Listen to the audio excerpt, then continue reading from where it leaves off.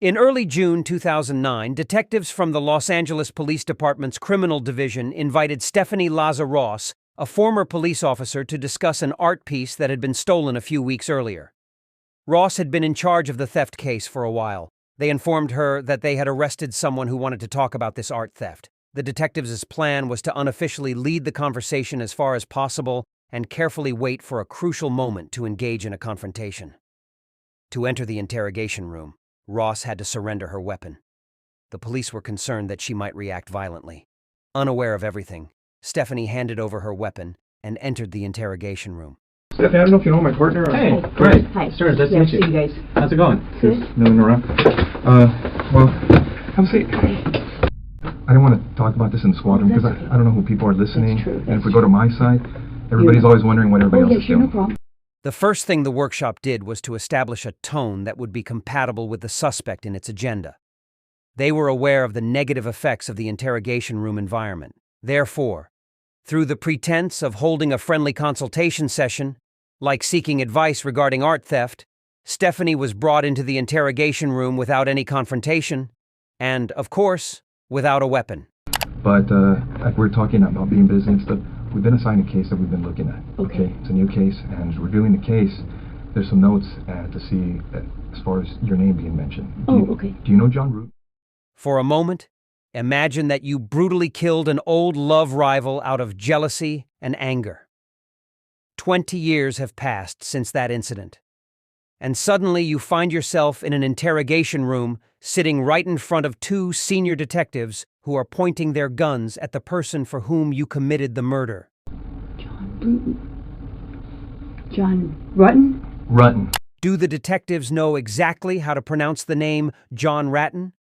This mispronunciation was a simple strategy to see how the suspect would react to a momentary diversion from the murder case. Stephanie was the second longest relationship John had. Psychologists believe that this prolonged pause to recall the name John was 4 times longer than usual. This indicates that Ross had tried to deceive and pretend that she had not thought about this name for years. In reality, the name John Ratton was hacked into her memory, and even a slight mispronunciation would take milliseconds for her to understand what the interrogator meant. Right. Oh, yeah, I went to school with him. You did? Yeah. How long did you know him? Gosh, I went to school in, let's see, went to UCLA in 1978 I started, and, met him at school at the dorms. She says, I saw John in the dormitory, even though they spent 4 years together and they spent several holidays together.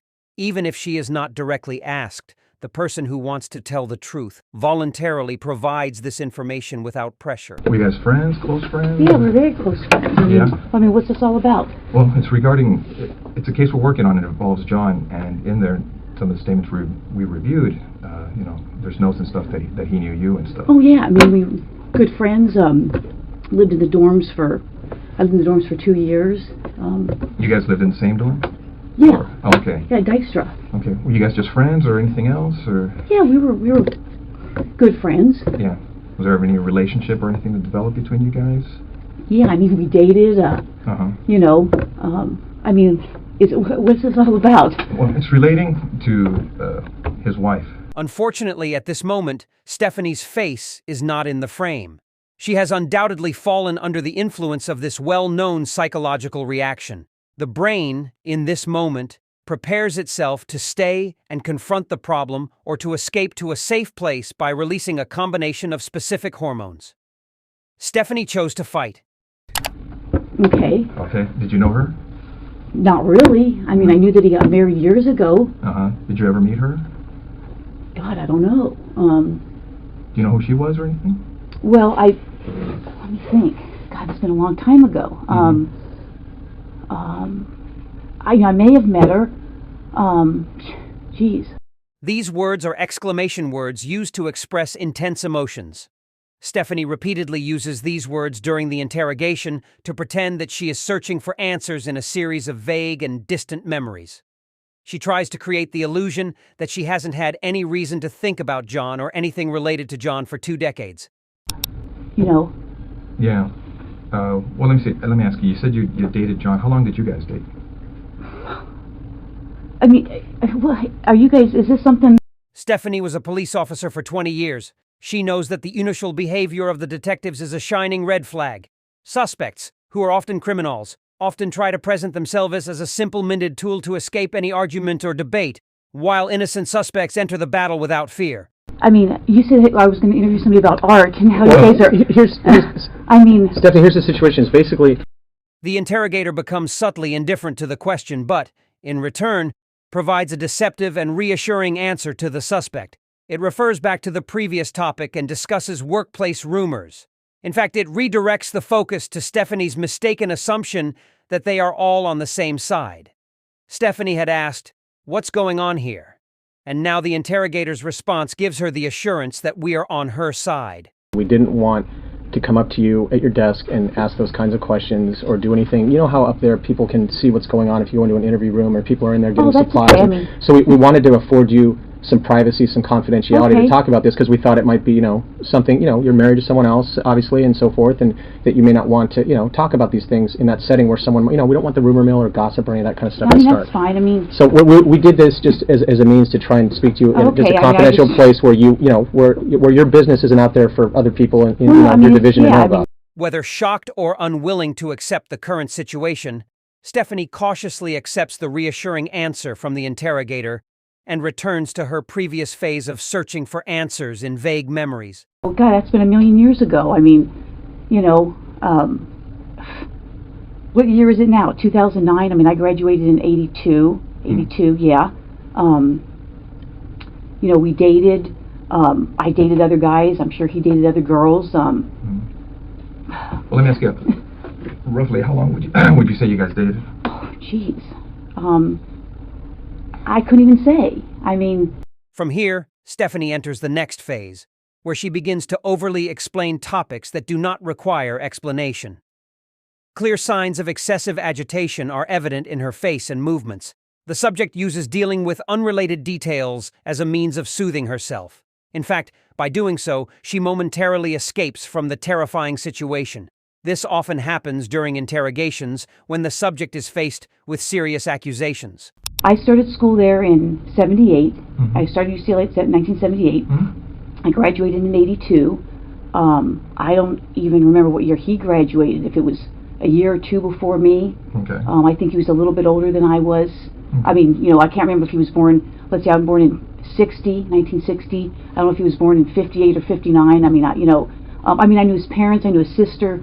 His brother went to Northridge. Mm-hmm. His sister spent the night at my house before. Obviously, I spent the night at his house before. He probably spent the night at my house before. I don't. Well, correct me if I'm wrong, because from what you're telling me, you guys dated while you were in college together, right? Yeah, and probably after college. I can't. Geez, I'm trying to think when I met my husband. I met my husband in. When did I meet Scott?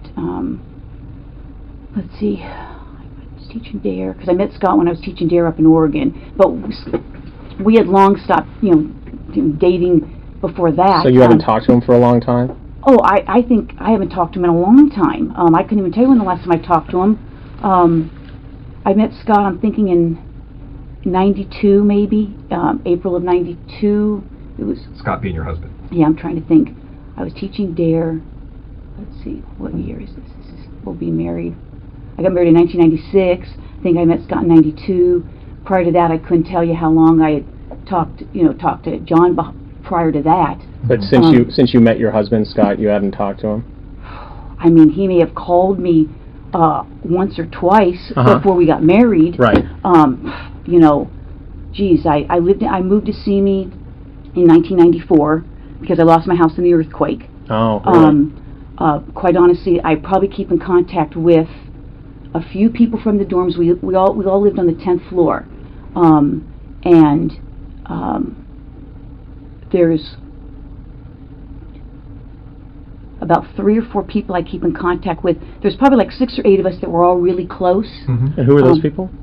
Oh, geez, Diana Basta. The people I still keep. I haven't been in contact with her in a long time. Mm-hmm. I mean, what's this all about? I mean, Well, let me ask you.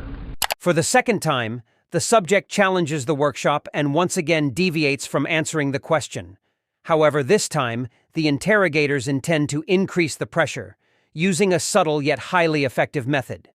What ended the relationship between you and John? You know, it was kind of a weird relationship. I mean, we dated. I can't say that he was my boyfriend. I don't know that he would consider me his girlfriend. We dated. We did things. I played sports in college. He played basketball. His brother played basketball. We just, you know, it just didn't work out.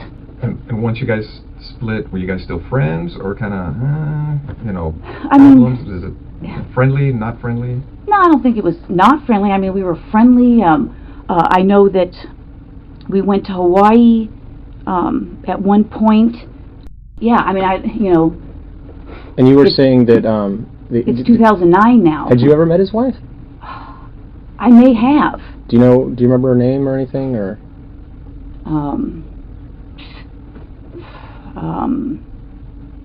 Or what she did for a living, or where she worked, or anything about her? 3 consecutive questions related to the victim are asked of the suspect. In the first 2, her face apparently suggests that she is thinking, although she already knows the answer. But for the 3rd question, her facial expression completely changes. This time, she was genuinely thinking and searching her memories to answer the question. Had you ever met his wife? I may have. Do you remember her name or anything, or?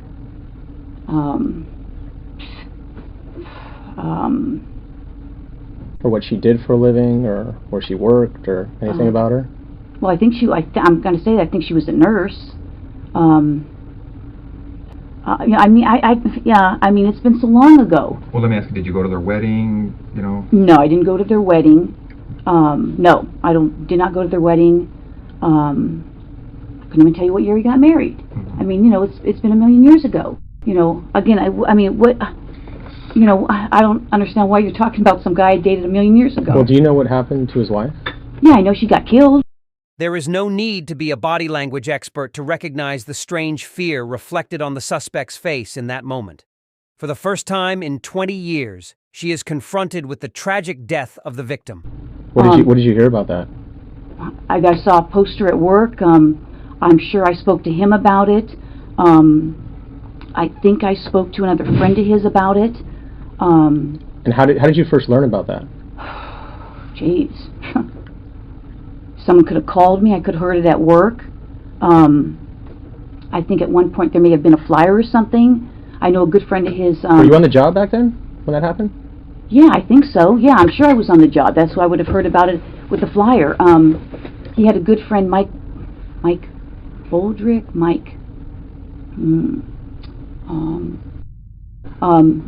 you know. But being that you were kind of used to see John, you know, was everything okay between you guys? I mean, there was never anything uncomfortable or anything between you and her?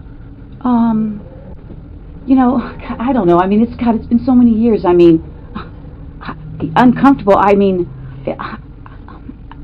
I can't even remember if we had a conversation. I mean, I may have seen her at his apartment. You know, geez, how many years ago is that? I don't even know what year she, you know, got killed. Where was his apartment? On Roscoe. Okay. Yeah, Roscoe and east or west of DeSoto. Either east or west of DeSoto. Do you know where he moved after? Did he move after he got married, or do you know? Or? Now we can see how Stephanie's neutral behavior turns into madness as she once again immerses herself in vague memories. I'm sure he did. Did you know where he was living, or? Somewhere in the valley. Did you ever visit him and his wife? No. No? Never went out to, you know, get-together, dinners, anything of that nature? No. Like I said, his sister used to come over. His sister had come to my place. I knew his brother because his brother played basketball at Northridge. And after his wife died, did you talk to him again or anything? Yeah, I mean, I did talk to him. Mm-hmm. I talked to him, probably his parents, probably some other friends, you know. But you're not sure where he moved to after he got married? No idea. I mean, never went over to visit him, or I don't think. meet I mean, his I wife, don't think so. I mean, I don't know. I mean, I don't think I did. And you're right. I mean, if you guys are claiming that I'm a suspect, then, you know, I got a problem with, you know, with that. Okay. Okay? So, you know, if you're doing this as an interrogation, you're saying, hey, I'm a suspect. Well, now I got a problem with, you know, now you're accusing me of this? Is that what you're saying? We're trying to figure out what happened, Stephanie. Well, I'm just saying, you know, do I need to get a lawyer if you're accusing me of this? You know, you don't have to. I mean, you know, I'm just, you're here of your own free will. I mean, no, well, I know, but I mean, you know, you're not under arrest. You can walk out. You can leave whenever you like. Well, but, you know, I'm trying to give you some background of, you know, how I knew him, and now you're telling me that somebody's saying that we had this big old fight, and I don't even know what you're talking about. You know, and I don't want to, you know, get in trouble for something that I didn't even do, or you're saying I did something. Okay. Yeah, we understand. I mean, how would you guys like it if the tables were turned on you? I understand. No. No, that's what we're telling you. I mean, you're free to go whenever you want. If this makes you uncomfortable and you want to, well, now you're starting to make me uncomfortable. The thing is, I mean, we're looking at everything else on the case because nobody was ever arrested on the case. I don't know that or not. Okay. Now, what we'd like to do is, obviously, you know about all the DNA stuff and things of the nature that, you know, gets done on cases nowadays. You know, if we asked you for a DNA swab, would you be willing to give us one? Maybe. Because now because now I'm thinking I probably need to talk to a lawyer. Okay. I mean, well, because I know how this stuff works. Okay, don't get me wrong. You're right. I have been doing this a long time. Yeah. And I wish I had been recording this because now it sounds like, you know, there's, you know, you're selling these people saying I'm fighting with her, and now it sounds like you're trying to, you know, I've been doing this a long time. Yeah. We know. Okay. And now it almost sounds like you're trying to pin something on me. No, now I got that sense. Well, what it gets to on these cases, and you know it as well as I do, our job is to identify and eliminate suspects. I can't believe this. So if we ask you to the point to give us a DNA sample, a buccal swab, so we can identify or eliminate you, would you be willing to do that? Maybe. Because I know this. Well, that's where we're at to. I mean, because right now, from looking at the evidence, it's, you know, it's possible we may have some DNA at the location.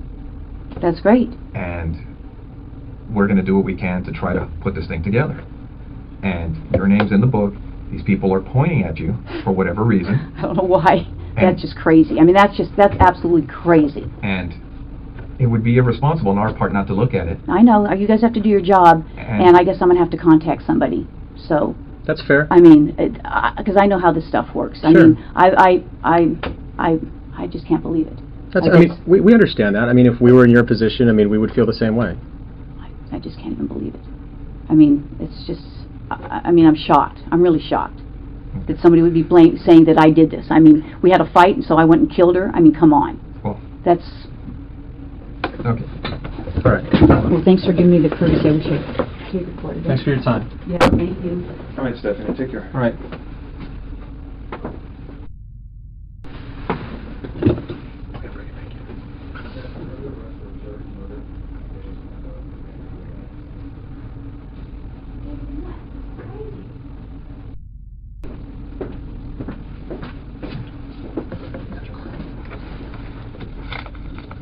This is absolutely crazy. Have a seat, Stephanie.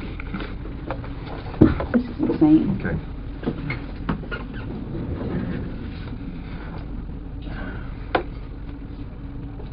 Give me 1 second. Okay. Stephanie, you know you have the right to remain silent. Do you understand? Yes. Anything you say may be used against you in court. Do you understand? Yes. You have the right to the presence of an attorney before and during any questioning. Do you understand? Yes. If you cannot afford an attorney, one will be appointed for you free of charge before any questioning if you want. Do you understand? Yes. Do you want to talk to us right now? No. Okay. All right. Okay. This then. is crazy. This is absolutely... I'm like in shock. I'm totally in shock. In the early 1980s, John and Stephanie met at UCal. They were both athletes, with John being a runner and Stephanie playing basketball for the university team. They started dating, but their relationship never fully developed. Nevertheless, Stephanie showed initial signs of obsession with John in various situations. Years passed, and John became acquainted with a woman named Sherri, who was the nursing director at the U Medical Center. Their relationship quickly became serious. Stephanie, although heartbroken by this turn of events, continued her friendship with John, and remained in touch with his family for a long time, until John and Sherri got married. On the morning of February 24, 1986, John left home as usual and went to work, while Sherri was alone at home. A few hours later, she made several calls to the house, but no one answered. When John returned, he found his wife's body lying on the living room floor. Sherri had been shot multiple times, and there were signs of a struggle. It appeared that someone had entered the house and staged it to look like a robbery gone wrong, a robbery that ended in a horrific tragedy. For years, the workshops found no clues or evidence to have a suspect for this crime. Sherri's parents requested the main workshop to investigate Stephanie Lazarus, but it didn't happen as Stephanie had been murdered and seemed impossible to apprehend. However, years later, when DNA tests became available through police investigations, the case resurfaced. The results of DNA tests finally linked Stephanie to this crime. Her lawyer, referring to the presence of a bloodstain that did not belong to Sherri or Stephanie, raised the possibility of another suspect. After dismissing the DNA test results due to the sample pouch's unclear origin, he attempted to defend Stephanie against the murder charge. However, after multiple court hearings, Stephanie Lazarus was ultimately sentenced to 27 years in prison as the primary culprit in this case. Any other cars that stand out in your mind?